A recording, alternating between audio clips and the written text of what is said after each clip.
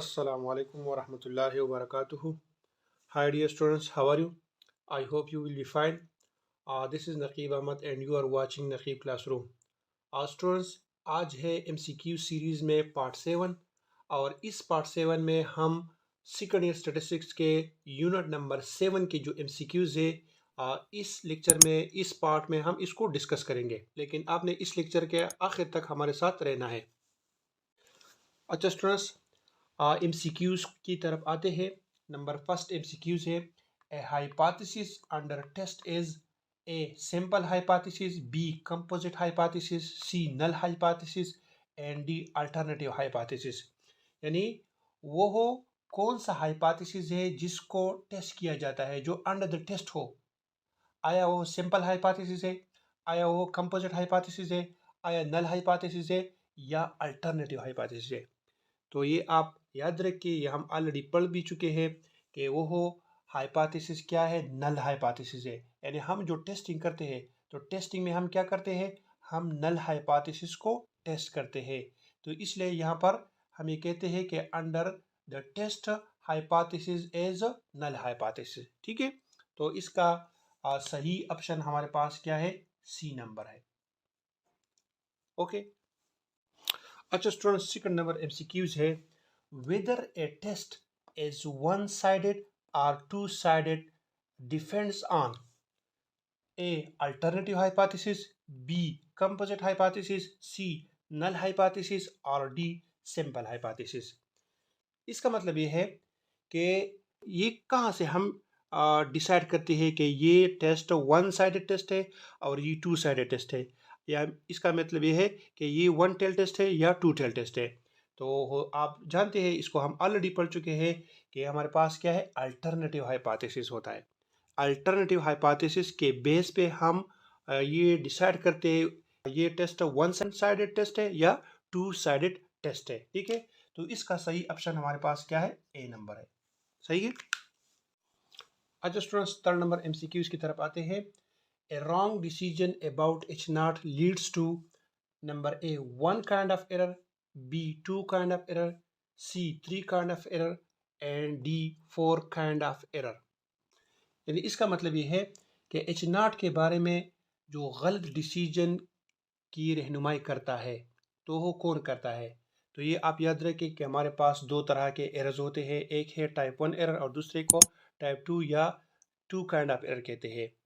तो यहाँ पर ये इसका मतलब ये है कि जब हमारे पास H0 क्या हो, गलत हो और इसे आप सही कहे, ठीक है, तो वो कौन सा एरर होता है। तो वो ऑब्वियसली टाइप 2 एरर या टू काइंड्स ऑफ एरर होता है, क्योंकि जिसमें हम एक गलत चीज़ को सही करार देते हैं। ठीक है, तो इसका सही ऑप्शन हमारे पास क्या है, बी नंबर है, टू काइंड्स ऑफ एरर। ठीक है। अच्छा स्टूडेंट्स, फोर्थ नंबर MCQs है, level of significance as the probability of a type 1 error, B type 2 error, C not committing error and D any of the above. यानी इस fourth number MCQs में कहते हैं कि ये जो लेवल ऑफ सिग्निफिकेंस होता है, यानी जिसको हम अल्फा से डिनोट करते हैं, ये किस चीज़ की प्रोबेबिलिटी होती है, ये इससे हम किस चीज़ की प्रोबेबिलिटी को ज़ाहिर करते हैं। तो आया ये टाइप फर्स्ट एरर की प्रोबेबिलिटी है, आया टाइप सेकंड एरर की प्रोबेबिलिटी है, या नॉट कमिटिंग ऑफ एरर की प्रोबेबिलिटी है, या एनी ऑफ द अबव। ठीक है, तो ये हम ऑलरेडी पढ़ चुके हैं कि अल्फा से हम टाइप फर्स्ट एरर की प्रोबेबिलिटी को जाहिर करते हैं। ठीक है, तो इसका सही ऑप्शन हमारे पास क्या है, ए नंबर है। ठीक है। अच्छा स्टूडेंट्स, फिफ्थ नंबर MCQs है, degree of freedom is related to number A number of observation in a set, B hypothesis under test, C number of independent observation in a set और D confidence interval. यानी इस fifth number MCQs का मतलब ये है कि ये जो डिग्री ऑफ फ्रीडम होता है, ये रिलेट किया जाता है, ये इसका ताल्लुक होता है, किसके साथ ताल्लुक होता है। आया number of observation in a seat के साथ होता है, यानी हमारे पास एक सीट होता है जिसमें जितनी भी ऑब्जर्वेशन होती है, तो उन सब ऑब्जर्वेशन के साथ डिग्री ऑफ फ्रीडम का ताल्लुक होता है, या बी नंबर जो हाइपोथेसिस हम टेस्ट करते हैं, ठीक है, उसके साथ इसका ताल्लुक होता है। या सी number, number of independent observation in a set, तो इसका सही ऑप्शन हमारे पास क्या है, सी नंबर है। यानी एक सिट ऑफ ऑब्जर्वेशन होता है, इसमें जितनी भी इंडिपेंडेंट ऑब्जर्वेशंस होते हैं, ठीक है, तो उस इंडिपेंडेंट ऑब्जर्वेशन को डिग्री ऑफ फ्रीडम के साथ रिलेट किया जाता है। यानी लेट सपोज हम इस तरह लेते हैं ना, n-1, तो n-1 का मतलब ये है कि ये जो 1 है, इसमें एक 1 ऑब्जर्वेशन ऐसा है जो क्या है, इंडिपेंडेंट है, तो इसलिए इस डिग्री ऑफ फ्रीडम का ताल्लुक इसके साथ होता है।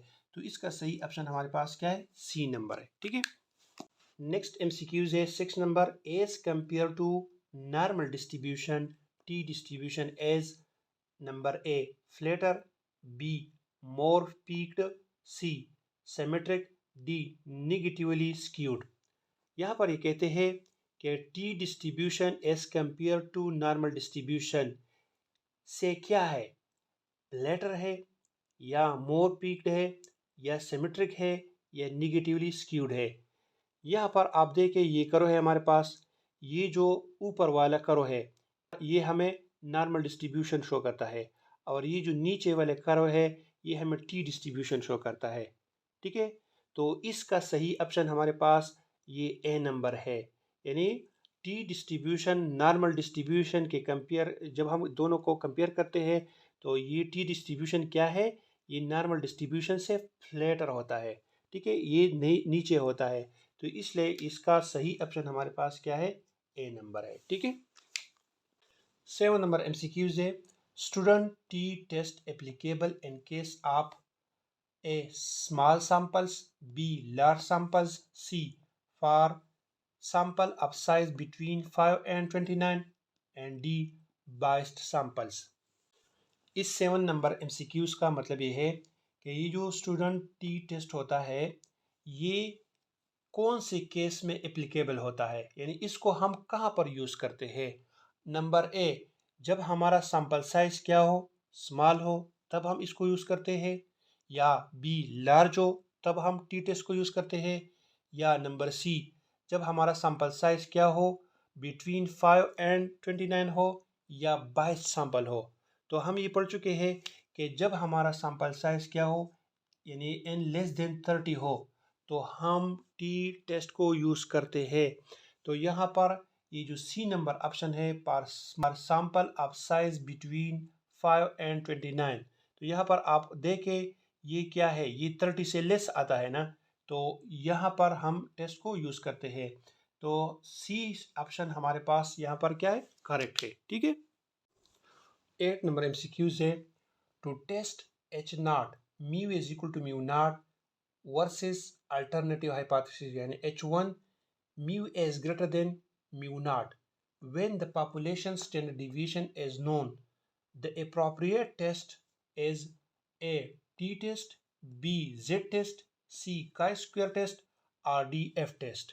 यानी जब हम नल हाइपोथेसिस में म्यू लेते हैं और अल्टरनेटिव हाइपोथेसिस में mu greater than mu naught लेते हैं, और स्टैंडर्ड डिविएशन क्या हो, यानी पॉपुलेशन स्टैंडर्ड डिविएशन क्या हो, नोन हो, तो इस सिचुएशन में हम कौन सा टेस्ट यूज़ करेंगे।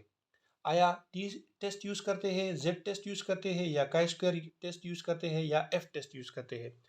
तो ये आप याद रखें कि जब हमारे पास पॉपुलेशन स्टैंडर्ड डिविएशन क्या हो, नोन हो, तो फिर हम जेड स्टेटिस्टिक या जेड टेस्ट यूज़ करेंगे। तो इसका सही ऑप्शन हमारे पास क्या है, बी नंबर है। ठीक है, 9 नंबर एमसीक्यूज है, testing hypothesis H not mu is equal to 10, H1 mu is greater than 10 leads to number a one sided left tail test, b one sided right tail test, c two tail test और d all of the above. यानी इस 9 number MCQs में ये कहते हैं कि हम null hypothesis लेते हैं कि ये हमारे पास क्या है, म्यू इज इक्वल टू 10 है, और अल्टरनेटिव हाइपोथेसिस लेते हैं कि म्यू इज ग्रेटर देन 10 है, और इसको हम टेस्ट करते हैं।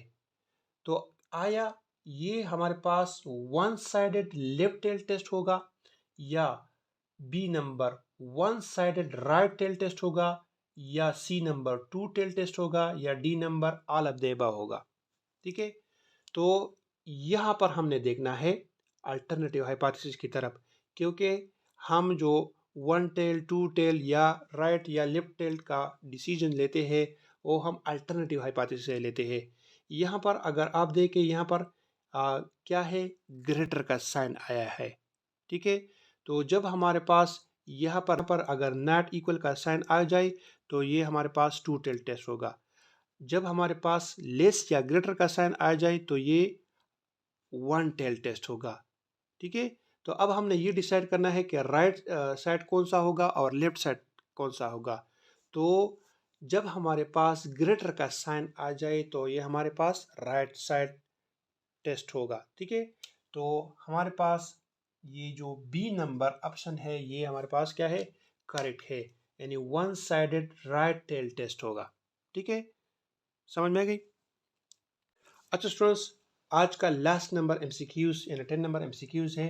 Range of statistic T as number A -1 to +1, B -infinity to infinity, C 0 to infinity और डी 0 to 1।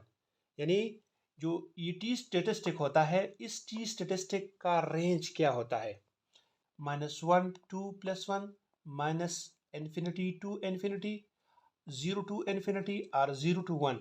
तो इसका सही आंसर है बी नंबर, यानी -infinity to +infinity T statistic का रेंज है।